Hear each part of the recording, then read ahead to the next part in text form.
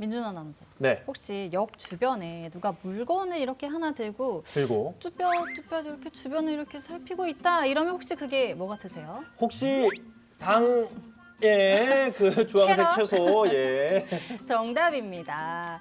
사실 나 때는 그 학교에서 뭐 아나바다 아나바다 뭐죠? 아껴 쓰고 나눠 쓰고 받아 쓰고 뭘 받았어요? 바꿔 써야지. 누가 뭘 어디서 봤는데? 어디서 받게요? 바꿔 쓰고 예. 다시 쓰자. 그렇죠. 이런 행사할 때나 좀 중고 거래를 했던 기억이 나는데 몇 년 새에 진짜 이 새 중고 거래 앱이 굉장히 화제가 되면서 굉장히 보편화가 됐습니다. 그렇습니다. 다들 어떻게 이용해 본 적 당연히 있으시겠죠? 뭐 정은선 지원장님 한두 번 정도만 이용을 해봤습니다. 어떤 물건 혹시 하셨는지? 주차할 때 옆에서 이렇게 브레이크 걸어주는 그 봉 있잖아요. 아, 예. 네, 그거를 비 오는 날 예. 버스 정류장에서 써요. 그래가지고.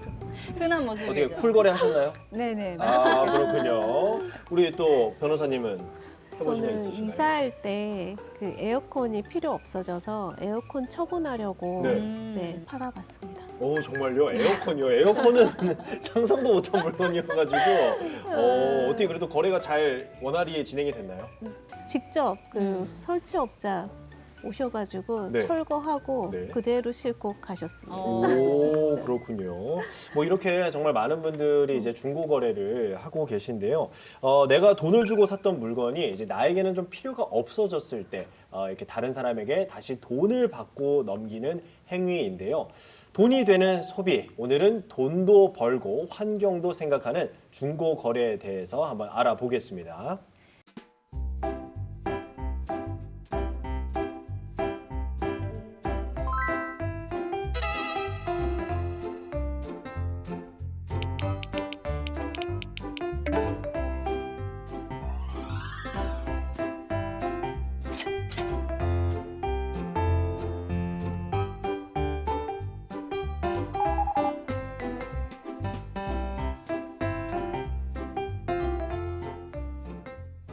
네, 중고거래 플랫폼에서 꾸준히 물건을 판매하는 사람들은 월 평균 20만 원에서 30만 원 가량을 버는 것으로 수정된다고 해요. 굉장히 쏠쏠하죠. 그리고 심지어 이 중고거래로 돈을 벌어서 과세 안내를 받은 사람들의 1인당 평균 수익을 계산해 봤더니 네. 무려 4,673만 원. 얼마요?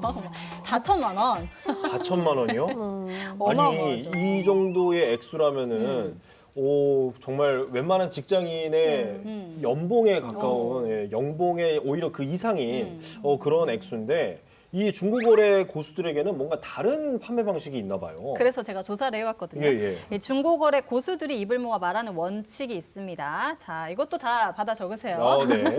자, 가격은 동일하거나 유사한 상품의 거래가를 감안해서 책정을 해야 되고요. 네. 또 상품 설명은 최대한 자세하게. 자세하게. 색깔이 어떻고 몇 년을 사용했고 이런 게 있겠죠. 그리고 구매한 상품은 가격을 높여서 다시 재판매하는 것 금지. 이런 것도 굉장히 도덕적이네요. 예. 그리고 지나치게 시장 가격을 왜곡하지 않기 위해 20% 이상 할인하는 것 금지. 그 시장 가격까지 그러니까요. 고려를 하고 있습니다. 정말 이 말씀을 들어보니까 이제 나름의 시장 질서라는 것이 있는 것 같은데요. 이 한국소비자원에서도 2022년에 중고거래 플랫폼 관련 소비자 설문조사를 진행했습니다. 그래서 한번 가지고 봤습니다. 이용 빈도를 살펴보면 월 1회 이용했다라고 하시는 분들이 28.9%, 그리고 중고거래 이유로는 첫 번째 물품의 처분, 그리고 두 번째는 저렴하게 물건을 구매하기 위해서, 그리고 세 번째는 경제적 이득이 있었습니다. 그런데 피해 경험이 있다라고 답한 분들도 23.8%로 결코 적지 않은 분들이 피해를 경험하셨고요. 그리고 거래 불가 품목이 무엇인지 인지하고 있었다라고 대답하신 분들은 54.1%, 그리고 인지하지 못했다라고 하신 분들이 45.9%, 절반 가까이가 인지하지 못했다라고 대답을 해 주셨습니다. 근데 여기서 눈에 띄는 부분이 거래 불가 품목 그러니까요. 이거를 아는 사람이 절반밖에 되지 않는다는 이거 굉장히 중요합니다. 이 중고거래 플랫폼 이용자라면 이건 꼭 알아둬야 될 것 같은데요. 네, 온라인 판매가 금지됨에 따라서 거래가 불가한 품목도 있는데요. 이거는 담배나 주류, 의약품, 시력 교정용 제품, 화장품 샘플 등이 여기에 속하고요. 네, 또 판매 또는 구매 자격이 정해져 있기 때문에 거래가 불가한 품목이 있는데요. 건강기능식품, 수제 식품, 무기류 등이 있습니다. 제가 이거 경험을 했습니다. 저는 몰랐어요. 네. 이게 판매가 하면 안 되는 제품인지 오, 모르고 제가 아주 당당하게 그 캐럿 거기에 예. 홍삼 팝니다. 저렴한 가격에 팝니다 하고 올렸다가 네. 글이 삭제가 된 거예요. 그래서 뭐야 이거 내가 내 홍삼을 팔겠다는데 왜 안 되는 거야 이렇게 당황했던 기억이 있는데 왜 안 되는 건가요? 네, 건강기능식품은 참 종류가 많죠. 네. 네, 앞서 말씀해 주신 홍삼, 유산균, 비타민, 루테인 이런 게 다 이제 건강기능식품에 해당하는데요.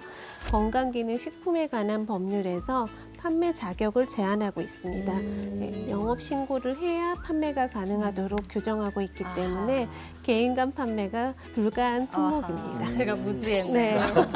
네. 그런데 지난 5월부터 식품의약품안전처에서 1년간 두 곳의 중고거래 플랫폼에 한해서 거래를 허용하는 시범 사업을 실시하였습니다. 네. 네, 그 요건은 미개봉 상태의 제품으로 표시 사항이 모두 확인이 되고 소비 기한이 6개월 이상 남아 있으며 실온 또는 상온에서 보관 가능한 제품에 대해서 가능하도록 했고요. 그리고 화장품에 대해서는 화장품 자체는 모두 금지되는 것은 아니고 홍보, 판촉용 샘플이나 소분한 경우, 그 경우에만 판매가 금지되고 있습니다. 한국소비자원에서 중고거래 불가 품목에 대해서 이제 모니터링을 진행을 했었는데 정은선 지원장님께서 실제 사례를 좀 알려주시죠. 네네. 2022년에 말씀하신 그 조사하면서 4개 중고거래 플랫폼에 있는 제품들 거래 불가 품목이 있는지를 모니터링 했거든요. 네. 무려 5,434건을 와. 확인을 했습니다. 예. 1위는 지금 많이 거론이 됐는데 건강기능식품이 대다수를 차지했고요. 이 건강기능식품 이외에 아까도 언급이 됐던 홍보 판촉용이나 소분한 화장품. 예. 저도 사실 샘플 화장품을 사볼까 했는데 안 되겠습니다. 그리고 뭐 철분제나 파스 같은 의약품 그리고 의료기기도 있었습니다. 또 중요한 사항이 있다고요, 지원장님? 네, 개인 판매자가 아닌 사업자가 판매를 할 경우에는 전자상거래법이 적용이 되거든요. 그렇게 되면 소비자로서는 청약 철회를 당연히 할 수 있게 되고요. 네. 그런데 개인 간 거래에 대해서는 이 법령이 적용이 되지 않습니다. 네, 그런데 사업자임에도 개인 판매자처럼 행세하는 경우가 정말 많아요. 네, 소비자원에서 모니터링했을 때에도 이런 위장 판매 사안이 많이 적발이 되었었고요. 이분은 아예 오프라인 매장이 있다고 밝혔어요. 이렇게 오프라인 매장을 가지고 있다면 무조건 사업자라고 할 수 있잖아요. 이런 경우는 진짜 개인 판매자가 아닌 전문 판매업자로 등록을 하셔야 된다는 점을 좀 알아두셨으면 좋겠습니다.